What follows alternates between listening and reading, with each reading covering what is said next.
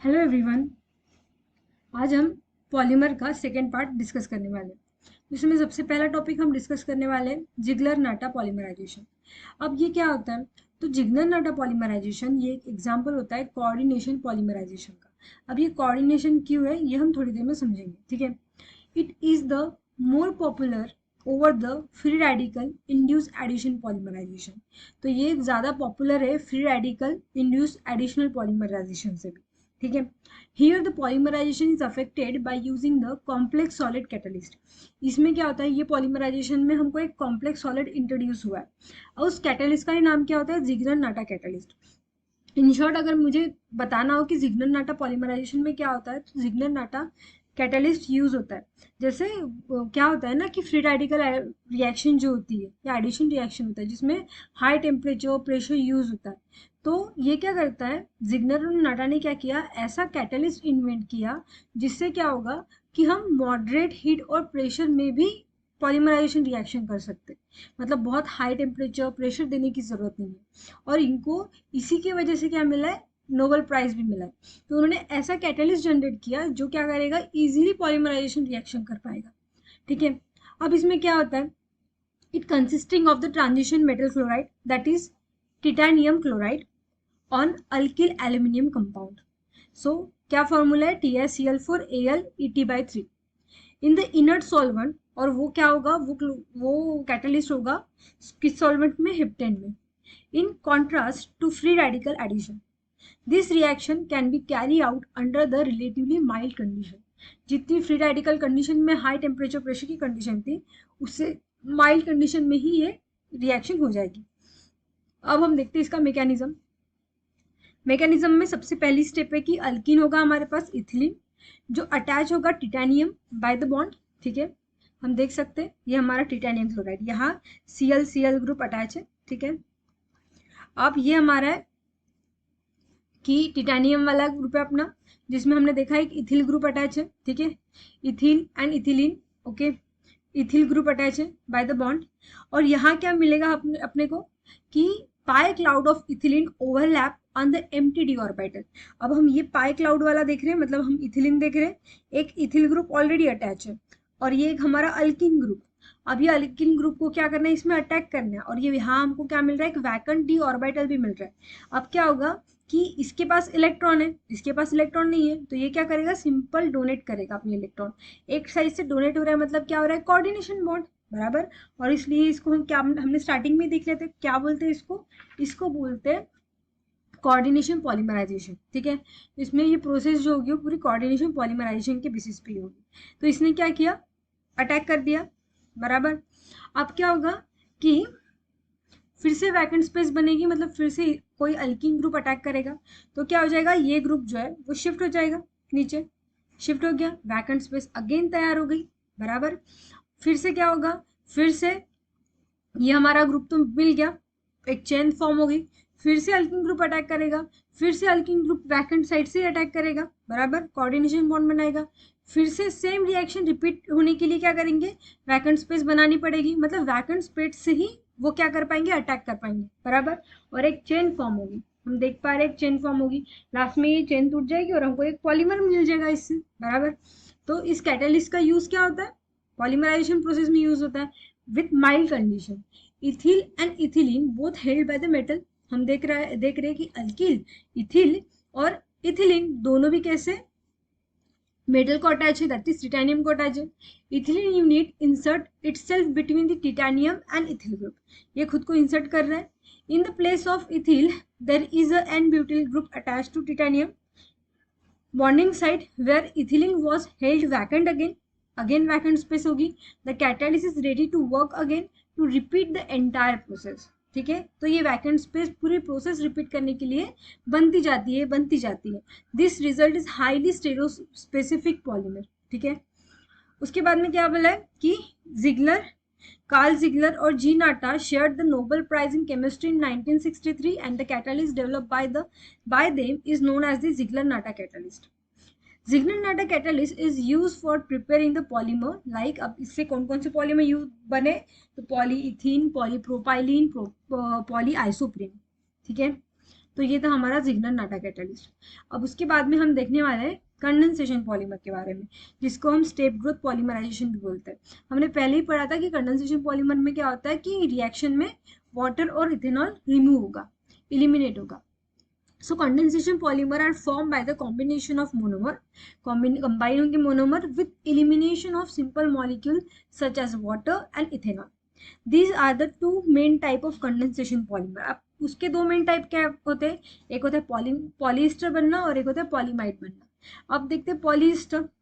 When monomer are formed, polyester में क्या होगा, मोनोमर कैसे फॉर्म होंगे, when monomer are formed by the esterification reaction, इसमें क्या होता है, esterification reaction होती है, which are bifunctional, हम देख सकते हैं कि उसमें क्या होगा, bifunctional ग्रुप अटैच होंगे, they are further undergo the polymerization, वो bifunctional ग्रुप क्या होगा, further polymerize करेगा और हमको मिलेगा पॉलीस्टर। एग्जाम्पल है टेरिलिन, डेक्ट्रॉन। तो देखते कि टेरिलिन की प्रिपरेशन कैसी होती है। तो ये जो होता है ये बहुत इंपॉर्टेंट पॉलीस्टर है, ठीक है। कैसे फॉर्म होता है, तो इथिलीन ग्लाइकॉल को हम क्या करते हैं, हीट करते हैं with dimethyl terephthalate at 300 degree celsius in the presence of metal oxide. इन दोनों को हम क्या करेंगे, इथिलीन ग्लाइकॉल लेंगे और डाइमिथिल टेट्राथैलेट लेंगे, ठीक है। और इसमें क्या करेंगे, हीट करेंगे 300 डिग्री सेल्सियस पे, तो क्या हो जाएगा, ये हमको इथेनॉल बाहर मिल जाएगा और ये बाय फंक्शनल ग्रुप मिलेगा अपने को, दो फंक्शनल ग्रुप अटैच है और इनका क्या होगा, रिपीटेशन होगा और फिर ये क्या बनाएंगे, पॉलीमराइजेशन प्रोसेस करेंगे और क्या बनाएंगे, डेक्ट्रॉन बनाएंगे, टेरिलिन बनाएंगे, ठीक है।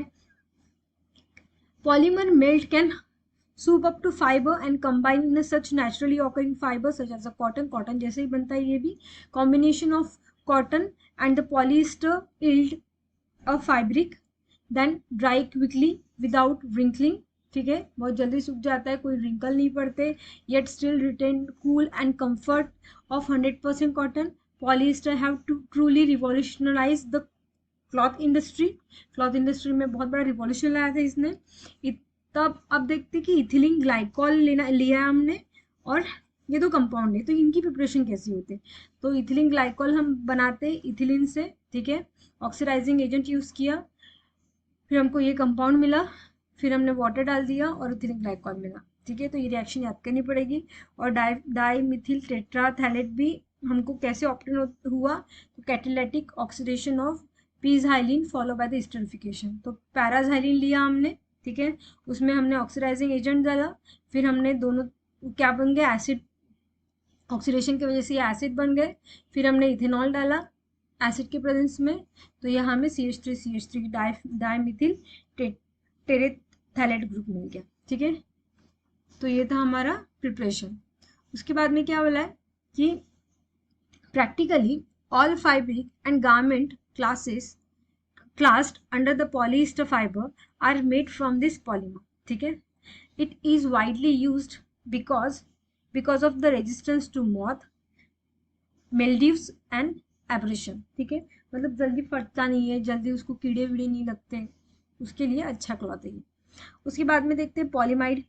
इन this case the monomer is form by the dicarboxylic acid and diamino compound to give the amide monomer which are still bifunctional. Same इसमें क्या ले रहे हैं हम, इसमें ले रहे डाइकार्बोक्सिलिक ग्रुप और डाइअमीनो कंपाउंड, दोनों को कंबाइन करेंगे, एक कंपाउंड मिलेगा जो बाइफंक्शनल होगा और उसमें क्या होगा, पॉलीमराइजेशन होगा और हमको पॉलीमाइड मिलेगा। एग्जांपल है नाइलॉन 66, तो हम नाइलॉन 66 की प्रिपरेशन देखेंगे कैसे प्रिपेयर्ड होता है। तो ये बहुत इंपॉर्टेंट पॉलीमाइड होता है जिसको हम फॉर्म करते हैं adipic acid with the hexa ethylene diamine undergo the 200 degree Celsius temperature, ठीक है, तो हमको मिलता है ये कंपाउंड।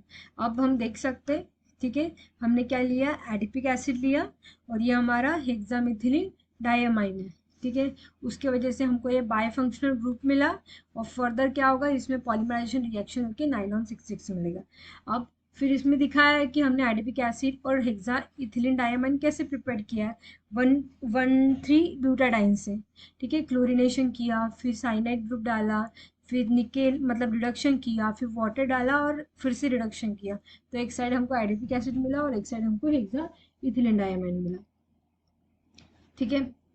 फिर उसकी नाइलॉन 66 के बारे में थोड़ी बहुत इंफॉर्मेशन है और किस लिए यूज़ होता है नायलॉन 66? कुछ एग्जांपल्स हैं कि electric strain to electricity and luster भी होता है देन द नेचुरल फाइबर, और resistance to chemical and fabricating to the bristle textile fibre and sheet, इन सब में यूज़ होता है नायलॉन 66।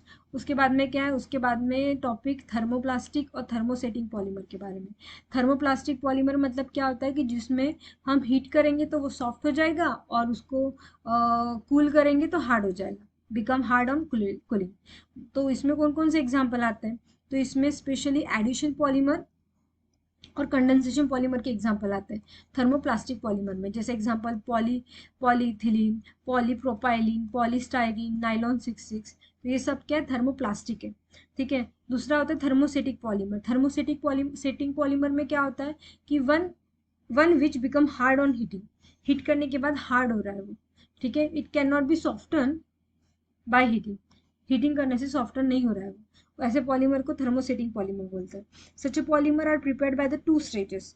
फर्स्ट स्टेज में क्या होता है कि long chain molecule which are capable of further reaction with each other. Second stage is the application of heat which cause the reaction to occur between the chain, thus producing the complex cross linkage polymer.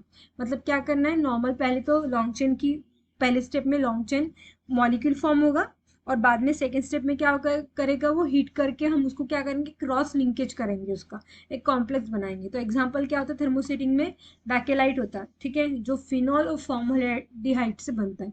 तो हम देख सकते हैं ये हमारे पास formaldehyde है, ये हमारे पास फिनॉल है, इसने ये ग्रुप बनाया, ऑर्थो और पैरा वाला ग्रुप बनाया, और फिर क्या किया हमने एक कंपाउंड बना लिया उससे, फिर उसका क्रॉस लिंकेज किया। ठीक है। तो हमको बैकेलाइट मिला। बैकेलाइट मॉलिक्यूल जो होता है वो कुछ प्रोडक्ट होते हैं, electricity handle on the electrical and cooking utensils, electrical plate, switches and appliances में यूज होता है बैकेलाइट। तो ये था हमारा चैप्टर। Thank you.